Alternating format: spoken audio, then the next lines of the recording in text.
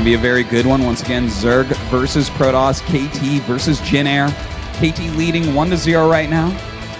See, can they take it home here in this second game? All right, up here in the top right, our Zerg players from KT. It is Life and Zest.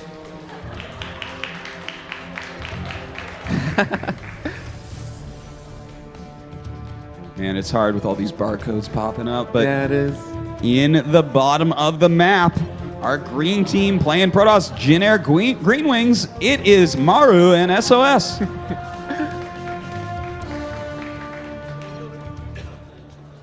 So in the off race, when both players played off race, they both went for a really macro heavy style. Nobody went for a big timing attack. Nobody went for a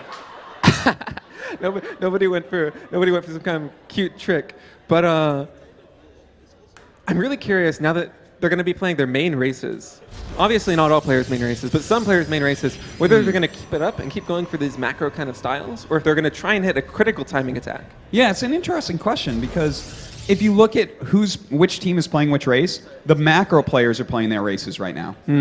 It'll be in the next game that the micro players are playing their races. That's a really good point. I mean, you know, obviously, especially with Zerg, which macros a lot differently than the other races, I would say that we're definitely going to see some macro play out of Life and Zest, if I had to guess. Yeah, Zest and Life, they're opening up with oh god, their races, I'm so confused now. I know, right? Zest and Life are opening up with a triple hatch, and then gas pool, and Maru and SOS opening Nexus first, and then a gateway.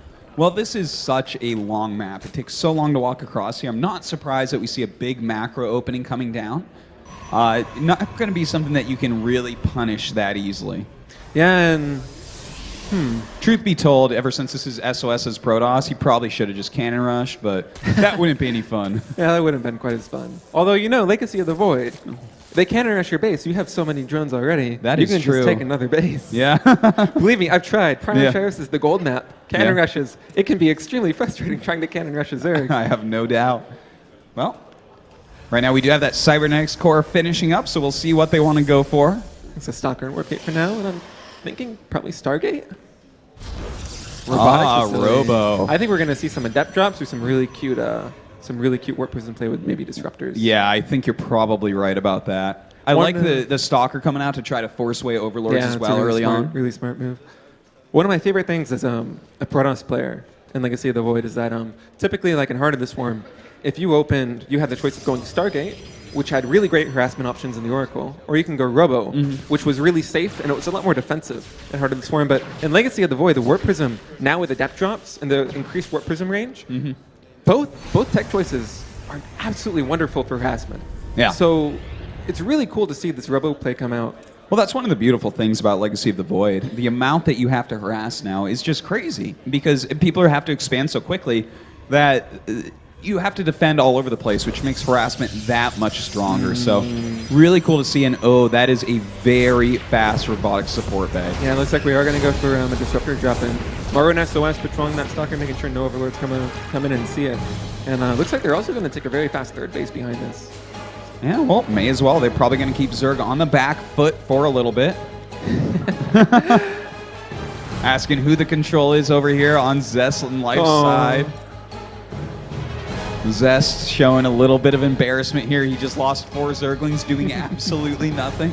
And in Archon mode, that's going to be exacerbated even more so. And Zest and Life throwing down 3 Spore Crawlers. I think they suspect a Stargate. Those Spores aren't going to be too useful against the Disruptors. Yeah, certainly not. And look at that. We have Warp Prism speed. I love it. One of my favorite upgrades. Yeah, exactly. Lovely. And with that Disruptor on the way, we're going to see a lot of quick harassment here. Now, will we see a Spire come up from Zest and Life? That's going to be one of the best ways to try, at least, to deal with these Warp Prism drops. Yeah, we have 6 gases coming out at the same time with the Roach Warren. This kind of looks like Ravager play to me, but there really could be anything with the lair halfway done. Yeah. This could very easily be a Spire. But 2 Stargates coming out as well. This is really fun. Yeah. I love this style of play. Absolutely. To get those 2 Stargates to follow up, Spire going to be one of the best ways to deal with something like this. Well, how do you deal with Spire? With a lot of Phoenixes. How do you deal with a lot of Phoenixes? You can tech up to a Hive and get Vipers. That's right. So there's some really interesting counterplay going on both sides in different stages of the game. So we'll see. we actually have the Hydro Stand coming down at the same time as the Spire, so... Well, why not just get all the tech? Yeah. I think they threw down the Spire when they saw the Warp Prism come out, so they might just be going for a couple Mutalisks Yeah, to snipe the Warp Prism, but I think they're going to be really caught off guard by the Phoenix. If they choose to go for Mutas in this position, they see the 2 Stargates now. Great scout going down there. Yeah, and that Disruptor only getting, I think, 1 drone? Yeah, really not getting much there at all. Only 1 drone. Well, the cooldown is like pretty quick, so we'll see what else he can get done here. We'll get a chance to do some more damage in the future, but really nice spore placement. Yeah, taking Really nice spore placement. all the shields down, a little bit of hull damage, another spore being placed in a good location. We have Void Rays. Are you sure this is an SOS macro? Oh, maybe. Oh, yeah, it is. It I'm is sorry. SOS macro. Oh, the race is so confusing. Maru's going to look at this and be like, wait a minute, what am I supposed to do here? Wait, I can't make Marines. What is the tech of choice? How do you, can you stim this unit? This changeling. Well, now he sees that this is some great scouting going on. These guys are really on top of it. Good scouting.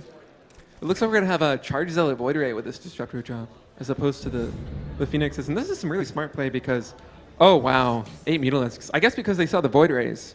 Yeah. They know that they can go Muta, but this is going to be, as soon as Maru and SOS scout this is going to be interesting to see how they respond.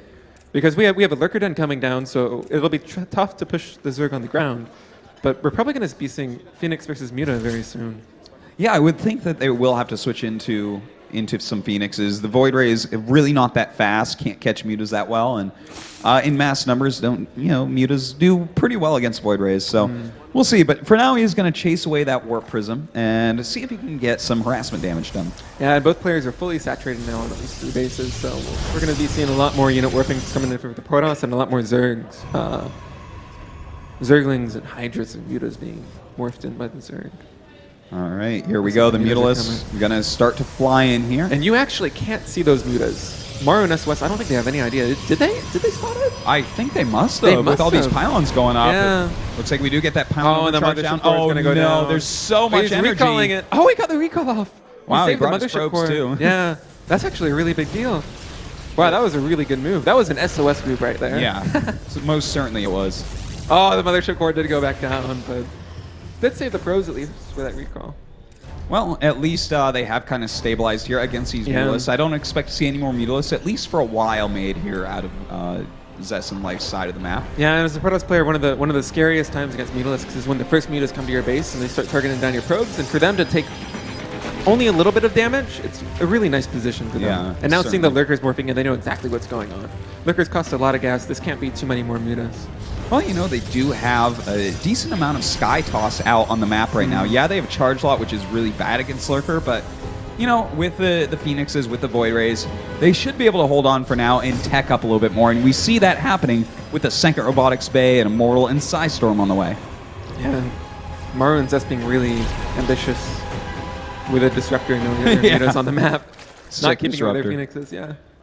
Well, if he came around the corner and there happened to be a bunch of roaches there or something, that would have been fantastic. During all of this, I've been really happy with Maru and SOS's position, but if you look at the supplies, in Legacy of the Void, this actually matters a lot more than it would in Heart of the Swarm. In Heart of the Swarm, typically you would expect the Zerg player to have maybe like a 20 or 30 or 40 supply lead at most stages of the game, but Legacy of the Void, these are some really powerful units. That supply that's a really cost-effective supply. Yeah, it certainly is. This is a scary army. Well, the Void Ray's coming in right now. Yeah, not too many Hydras. Yeah, he's actually bringing his queens with this army. Yeah, you definitely do need enough anti-air. If you don't, then those Void Rays are going to rip you to shreds. Now, we do have Psystorm about to finish here. We do still have that single Disruptor as well. Yeah, and the Lurker's beginning the siege. This is a really tough position for Maru and SOS to be in. Well, let's see there. Oh, there's a big Disruptor shot. Pretty good Disruptor shot going down indeed. A couple Psystorms falling down. It looks like these Lurkers starting to deal a little bit of damage. The Muta's coming in, trying to pick off. Oh, a nice pickup there on that Disruptor. Saved as a Disruptor. Only 4 Mutas around. The Phoenixes are coming back. Well, this is too close to call. Oh man, yes. Another storm. That's a big storm going down on the Mutalisks. I think Maru and SOS are going to hold.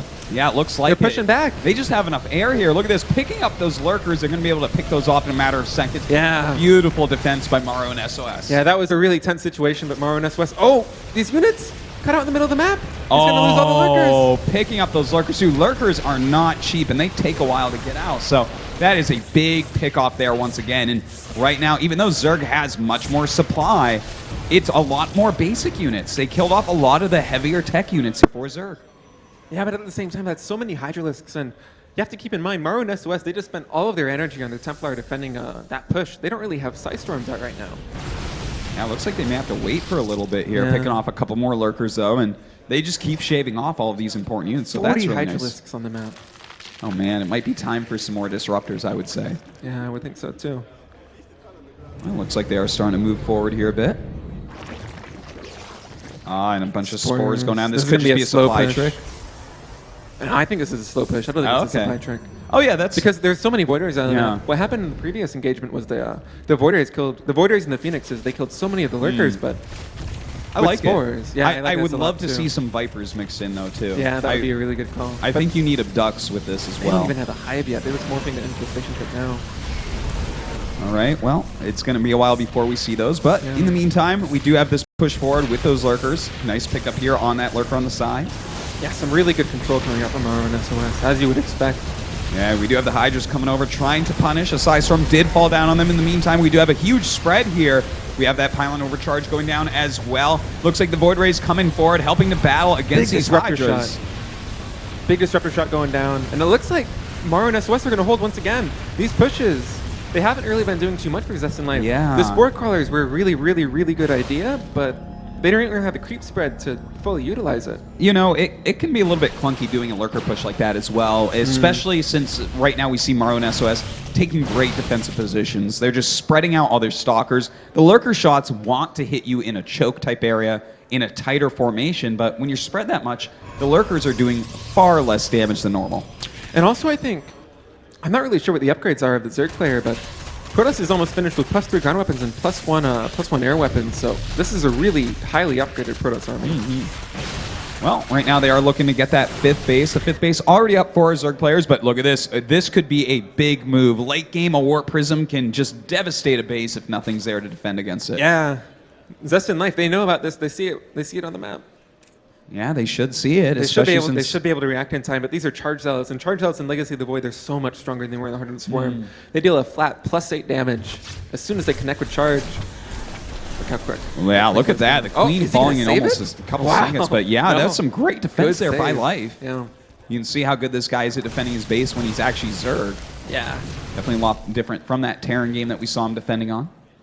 This is a really tough position to break with all of those Spore Crawlers. And Lurkers, too. All right, let's see. How is he going to end up doing it here?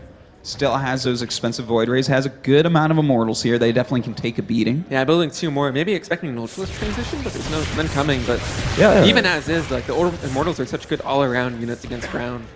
Yeah, they certainly are. They're going to be good against pretty much anything. So we'll see how he ends up doing with that. But that is a lot of anti-ground, really, with more Void Rays coming as well. Oh, losing the Warp Prism. Well, let's see. Right now, who would you actually put in advantage here, State? You know, I feel like the Zerg players are playing much more economic. They're in a really good position as far as that is concerned, but their upgrades I don't think are quite as high. And also, like Maru and SOS, their control has been impeccable these past couple of fights. I feel like they've definitely been getting the edge in that regard. Yeah, I would definitely agree with you, but that is in a defensive position against lurkers that have to run up and burrow. What about the defensive Zerg position that you were talking about that is just so hard to break through? Are they going to be able to actually break through Spore Crawlers with lurkers? And now we're going to have some Infestors out there. I'd be very surprised if we don't see a couple Vipers added in as well. You know, I don't think they're going to try and go for one big push. I don't think they're going to try and break the Zerg player that way. I think their objective should be either catch the Zerg out of position where the lurkers aren't and try and take bases. Okay. Or, on the other hand of things, bases mine out really quickly in Legacy of the Void. If you can trade efficiently and you can deny bases from the Zerg, you're going to be in a really good position, but it looks like Zest in Life might be suspecting that kind of play, and they're going to try and establish like a split map scenario. This is a really large map, but if you look at the center, it's actually not too wide. You can hold that position with lurkers and spores and spines, and that's so many lurkers. Yeah, it really is quite a few here. They don't really have that many disruptors in their army today. Oh, storm drop. Oh man, look at that. So many drones going down. Oh, no amount of defense is going to help you against that many Psy Storms, and that does a lot of economic damage here. Now, we do have this lone disruptor. It's pretty rare right now that I see only 1. Kills. Well, he's done his job, I guess. Definitely an MVP in this game, but continuing to get some more damage in there. But that is a really good defensive fortification from our Zerg team. Yeah. Holding the center of the map is going to be so crucial for them to taking their additional bases, because ironically, it's actually the Protoss army that is so much more mobile than the Zerg army in this stage of the game. Yeah, yeah. Lurkers, they want to be stationary, they want to have static defense, they want to be in a really good position, either all of them grouped together pushing or all of them grouped together defending. But the Protoss army, they want to do tricks like this. They want to be blinking, they want to be trying to do damage on the map with groups of stalkers and... Well, definitely finding damage in some areas here, picking off some drones, gas. It looks like the reaction from the Protoss player is going to be Tempest to try and break this position. I kind of like the idea, right? I mean, Tempest has such a ridiculous range. You can hit a fortified position very, very easily.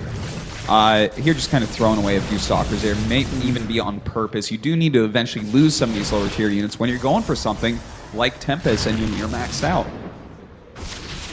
Yeah, and these 4 Tempests are going to be really good for holding these, being able to push this position with the Spores and Spines. It's really tough for the Protoss to do a head-on engagement in this kind of split map scenario. Yeah, well, the Tempest's definitely going to help with that. You know, use those Tempests to poke your opponent, and then when he has to come near you, that's when you can use your Disruptors, your Psy Storm, and that defensive concave that losing these Vipers. These Vipers are so important to being able to abduct the Tempests. That's a critical part of the Zerg defense right now.